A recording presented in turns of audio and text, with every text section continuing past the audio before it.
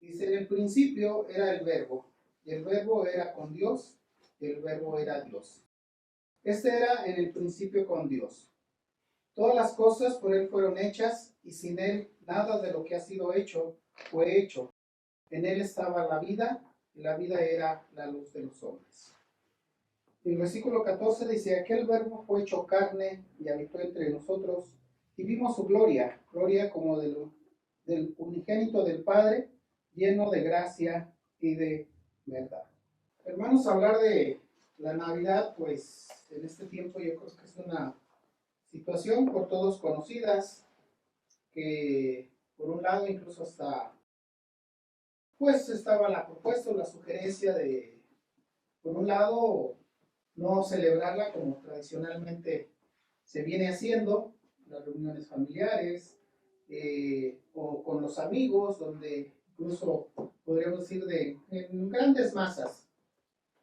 Y podríamos decir, pues tienen razón dentro de las propuestas.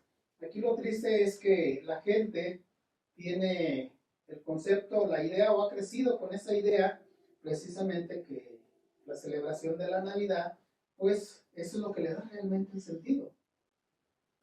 Y dentro de esto vemos, tristemente, no es nuevo, ¿verdad? Que hablar de la celebración de la Navidad, pues es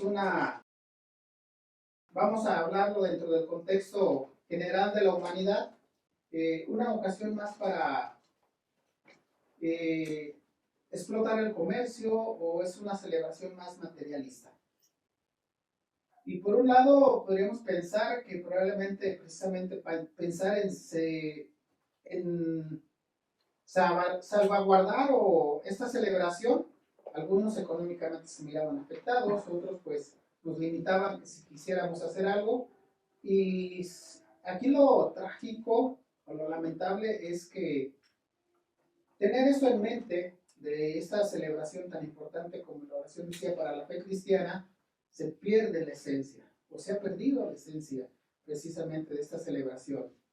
La otra contraparte que tenemos, no voy a decir tanto radical, pero es un poquito que algunos hermanos sí les provoca un conflicto porque tenemos el pensamiento de que pues la celebración de la Navidad más que nada es una celebración pagana y tienen sus argumentos y sus bases y la sustentan que precisamente el Señor Jesús no nació en un día como hoy.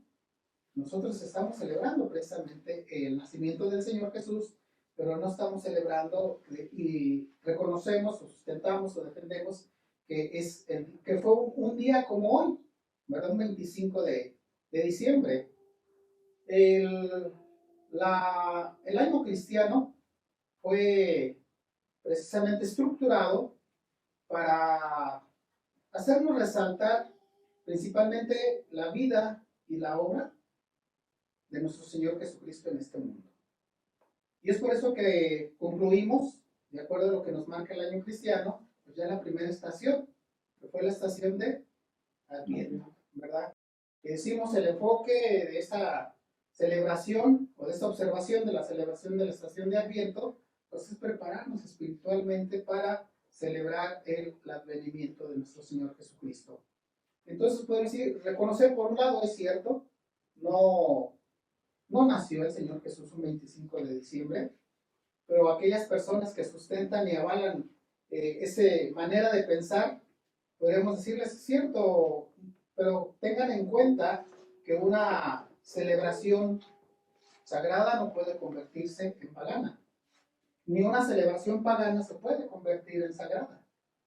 Y lo que nosotros estamos precisamente celebrando, y yo creo que todos somos conscientes y a través del tiempo que estamos viviendo hoy, en vísperas de más de 2000 años del advenimiento de nuestro Señor Jesucristo, podríamos decir nosotros estamos celebrando el acontecimiento, no una fecha, un acontecimiento, el advenimiento de nuestro Señor Jesucristo.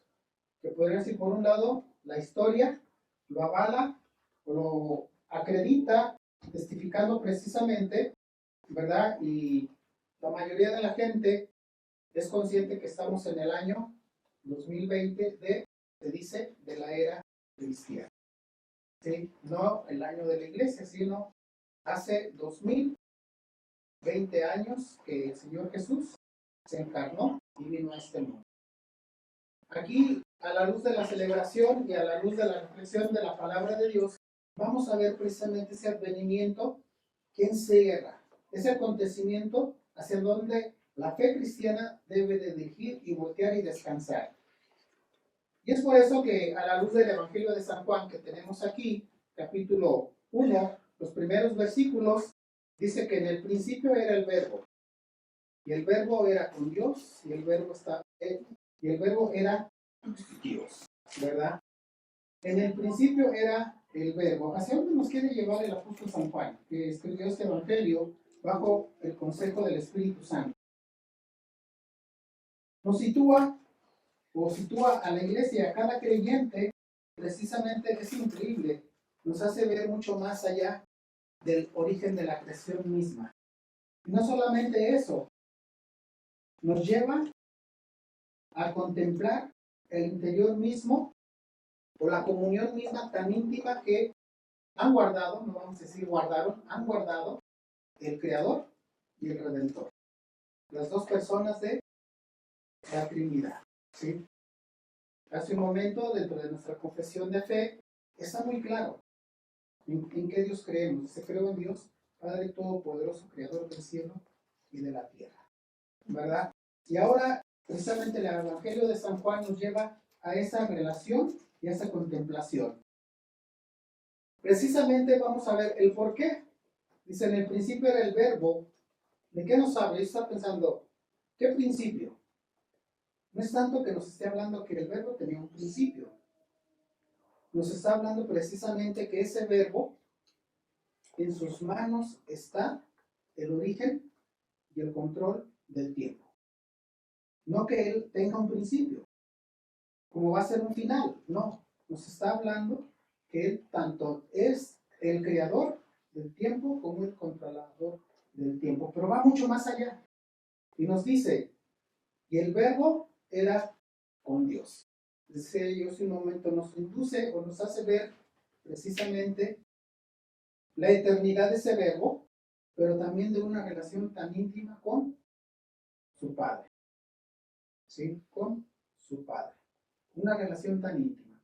Que nos hace ver, hermanos, y después es hacia donde nos lleva el Evangelio, realmente Dios no tenía y no tiene necesidad de cada uno de nosotros para sentirse satisfecho y pleno. No tenía. ¿Sí? Es a donde nos lleva el Evangelio. Si ustedes llegan a pensar o han llegado a pensar que Dios, para sentirse pleno en su esencia, necesita de nosotros, dice el Evangelio, no. No lo necesita. Porque Él vive en una relación tan íntima con su Hijo que no hay necesidad de ello. Por eso nos dice, y el verbo era con Dios. Nos hace ver entonces en una relación tan íntima y va a una realidad. Dice, y el verbo era Dios. ¿Sí? En el lenguaje original del Evangelio, a veces uno, que hay oportunidad a veces de estudiarlo, se cuestiona y dice, bueno, ¿y por qué no pusieron ahí el artículo? ¿Verdad? Que nos daría un poquito más de claridad, pero nos autoriza el lenguaje original a considerarlo y a tenerlo presente. Dice, y el verbo era Dios mismo. Ese es el sentir de la palabra. Y el verbo era Dios mismo. Entonces nos hace ver no solamente la eternidad, la intimidad del Creador, sino la esencia del mismo Redentor. ¿Hacia dónde nos lleva? Precisamente exalta la eternidad del Redentor, glorifica la relación íntima y perfecta entre la Trinidad, aunque aquí no habla del Espíritu Santo, pero el Espíritu Santo está presente. No es ausente a esta relación tan íntima, que la esencia de nuestro Dios siempre ha guardado. Entonces vemos ahora, por un lado, que exalta y glorifica la eternidad y esa relación tan íntima, debemos de ser conscientes de esto. Veamos cómo la palabra de Dios nos lleva a ver precisamente ahora a entender la esencia del Redentor en el que confiamos y descansamos. ¿Sí?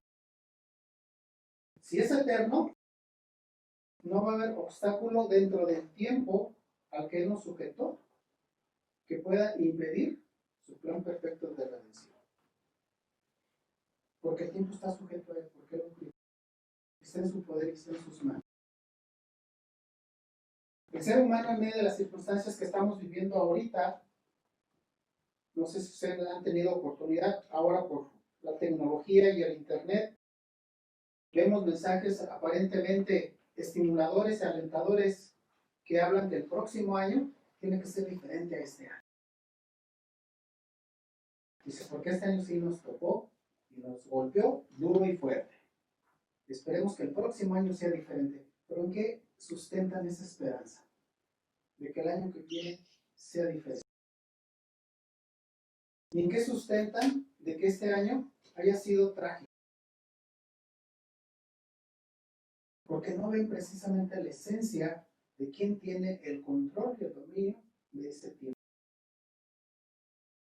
Y como hace un momento yo les decía, no tiene el poder para revertir el plan redentor de nuestro Dios, en Cristo. Entonces vean, tan solo nos habla del tiempo, pero nos lleva a otro detalle más. Dice, todas las cosas por Él fueron hechas y sin Él nada de lo que ha sido hecho fue hecho. Ahora, ¿hacia dónde nos lleva?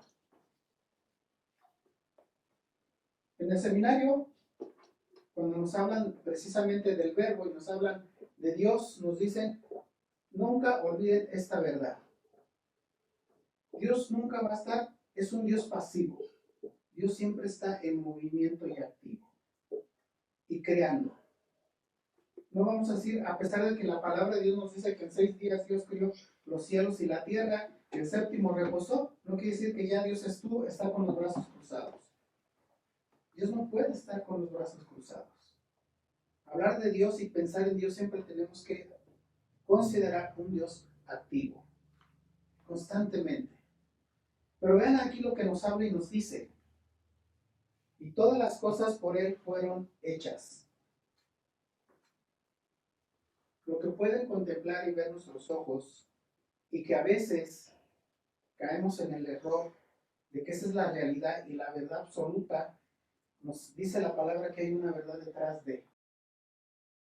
No solamente hay una causa, sino hay una palabra con una autoridad de poder crear. Entonces, todo lo que podemos contemplar, y es increíble, a veces pensamos en las cosas externas, y la misma palabra de Dios nos lleva y nos hace precisamente, la misma palabra nos dice, los cielos cuentan la gloria de Dios, el firmamento anuncia la obra de sus manos. Entonces todo lo que podemos contemplar y ver es increíble, dan testimonio de esta verdad. Hay un creador que tiene esa palabra para poder crear de la nada, y ese es nuestro Dios. Pero aquí vemos precisamente, dice, todas las cosas por Él fueron hechas y sin Él nada de lo que ha sido hecho fue hecho. Probablemente ahorita, a lo mejor nadie ha pensado, o probablemente a alguien le haya surgido esta inquietud de decir, Dios habrá creado y permitido precisamente la existencia de ese virus tan pequeño y tan insignificante, pero ¿cuánto daño ha causado en la humanidad? Yo puedo decir, la palabra nos dice que sí, porque nos dice que todo lo que existe por Él fue hecho. ¿Sí? Todo lo que existe por Él fue hecho. Pero aún esas cosas que han dañado a la humanidad en torno de su salud, incluso la vida, están dentro del plan redentor del control de nuestro Dios. No está fuera del control de Dios. No podemos pensar, qué triste que el año que está por terminar es un año que a nosotros nos puede servir como punto de referencia, es decir, se le salió de las manos a Dios. No. La palabra de Dios nos dice que no. Y en ese Dios creemos y en ese Dios confiamos. Si en Él estaba la vida y la vida era la luz de los hombres. Y la luz en las tinieblas resplandece y las tinieblas no prevalecieron contra ella. Aunque aquí no hace referencia precisamente qué es lo que causa o qué es lo que provoca nuestro pecado a la persona de nuestro Dios.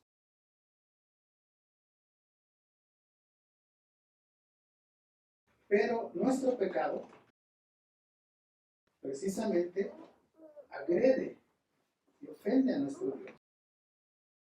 No solamente nos está hablando San Juan precisamente un verbo eterno, un verbo con una capacidad de una palabra creadora constantemente, sino también nos está hablando de un verbo santo y justo, que es al que nuestro pecado está agrediendo y ofendiendo. Y yo estaba pensando, es increíble cómo ese ser que la palabra de Dios nos lo presenta tan claro, aún siendo el que es agredido y ofendido, se preocupe por su creación y actúa en favor de su creación. Yo creo que podríamos decir, eso nos habla del alcance de la gracia de Dios. Hay un caso, se los he comentado, de un pastor, iba con su familia, fue a una visita fuera de la zona urbana y al regresar a su casa en su trayecto, chocó con otra persona que venía en estado alcohólico y fallecieron 3 miembros de su familia. En el momento del accidente, el que venía manejando en estado de ebriedad lo reconoció y lo aceptó que él venía manejando, pero ya en el juicio revierten la situación y él salió inocente. Y él dice, yo estaba molesto y enojado porque yo quería que se hiciera justicia, porque me dañó y me lastimó. Y si yo quería justicia, dice, pero ya analizando, yo estaba pensando, en mi concepto de justicia, ¿yo qué quería? ¿Misericordia o venganza? Dice, yo reconocí y acepté que yo quería venganza y no justicia. Dice, pero eso solamente Dios me lo ha hecho entender. Yo no quiero vivir en un mundo de venganza y de odio. Yo quiero vivir en un mundo de misericordia. Y a eso nos lleva precisamente esta verdad del Evangelio. Dios no quiere, y es lo que vemos incluso dentro de los profetas, que dice, Dios no quiere la muerte de su pueblo, Dios quiere la vida.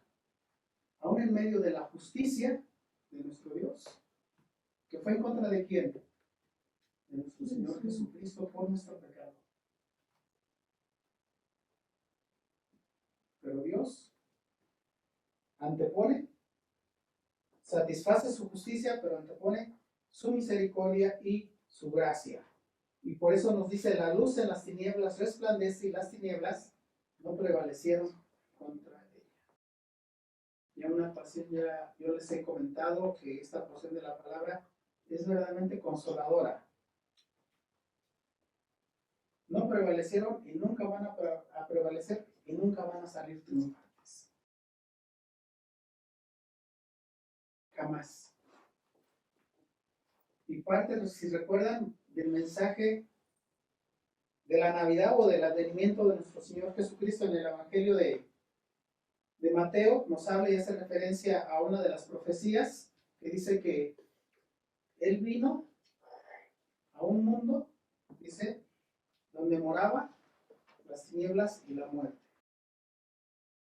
Y Él viene a revertir. ¿Sí? Dice, el pueblo que habitaba en sombra de muerte, luz resplandeció sobre ellos. Y es lo que San Juan nos hace ver. Las tinieblas no prevalecen y nunca van a prevalecer. Es una de las cosas que a mí me da esperanza, me da tranquilidad y paz, porque a veces pensamos, nos ha tocado no solamente esta circunstancia y situación de que estamos viviendo en torno de la amenaza de la vida y la salud, sino también estamos en una circunstancia y en una situación de una, ¿cómo podríamos decir? Calidad tipo moral, que podríamos decir que nos está rebasando. Porque ahora uno dice, hablando en cuestiones morales, como que la depravación moral está ganando terreno y poder. Y esa es nuestra percepción, ¿sí? Humana. Pero si volteamos a la palabra de Dios, nos da ese consuelo, donde aparentemente vemos un crecimiento, donde reclaman derechos y justicia. Nos dice la palabra que cuando la luz llega y viene, dice las tinieblas, dice cuando la luz en las tinieblas resplandece, las tinieblas no prevalecieron.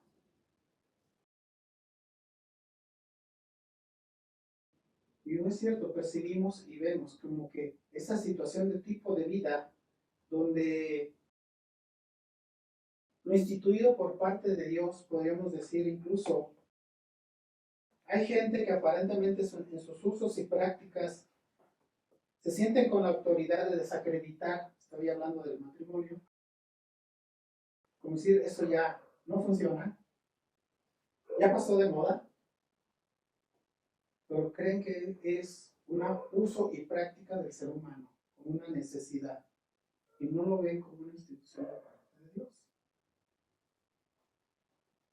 Y piensan que están precisamente ya por encima de, y vemos que aquí nos da esa esperanza. Las tinieblas nunca van a prevalecer.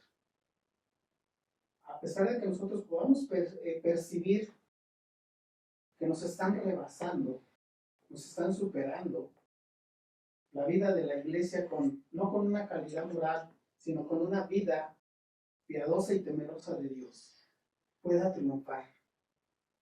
Y nuevamente pueda ser esperanzadora y decir, ahí está la respuesta. Y aquí nos habla que la iglesia es la respuesta porque es el plan redentor de Dios en Cristo.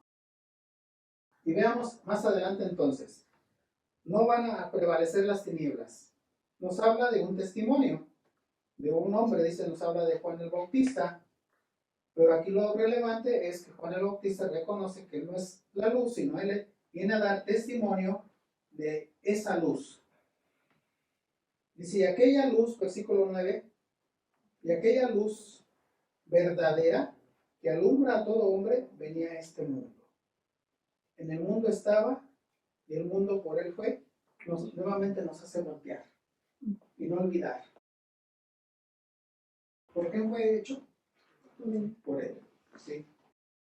El apóstol San Pablo allá en Colosenses nos dice que en el Señor Jesucristo todas las cosas fueron hechas por él y para él. ¿Sí? Por él y para él.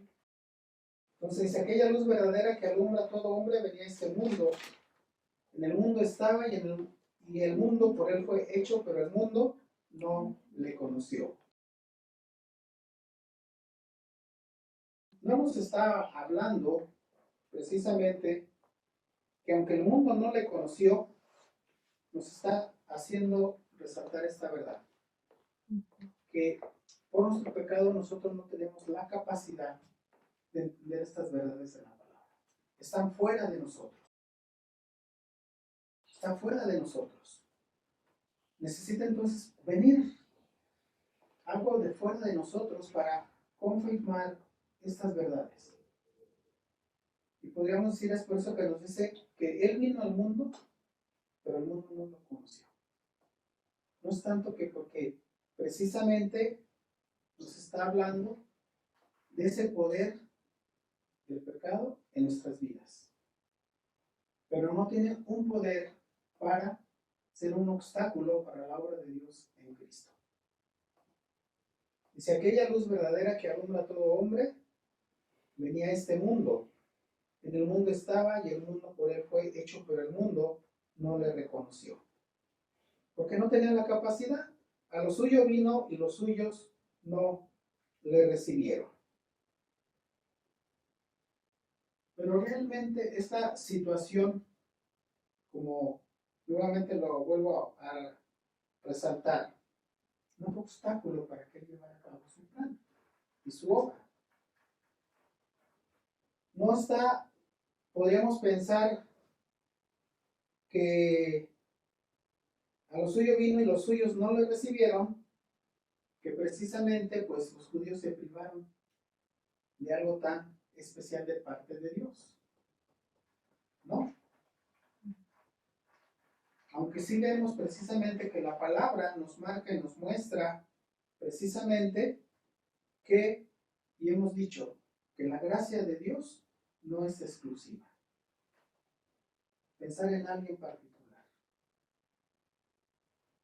Tanto la gracia de Dios no es exclusiva, como la gracia de Dios no es excluyente. Y eso es lo que nos está diciendo la palabra de Dios. Es cierto, vino a los suyos y los suyos no le recibieron, pero eso no nos está hablando que la gracia de Dios sea excluyente ni exclusiva. La gracia de Dios es para el pecador. Y vean ahora lo que ese verbo, al encarnarse, lo que acontece o lo que sucede. Dice, mas a todos los que le recibieron, a los que creen en su nombre, les dio potestad de ser hechos hijos de Dios. Mas a todos los que le recibieron y a los que creen en su nombre. Entonces vemos que para que la gracia de Dios, como yo les decía, no es exclusiva ni excluyente, conlleva dos cosas: recibirlo y creer y confiar en él. Pero donde nos habla que precisamente nuestro pecado no es un obstáculo para su obra redentora en nuestras vidas. Porque hablar de la obra redentora no es algo que dependa de nosotros. Y es lo que nos dice. ¿A quién les dio la potestad de ser hechos hijos de Dios? Dice, los cuales no son engendrados de sangre, ni de voluntad de carne, ni de voluntad de varón, sino de Dios.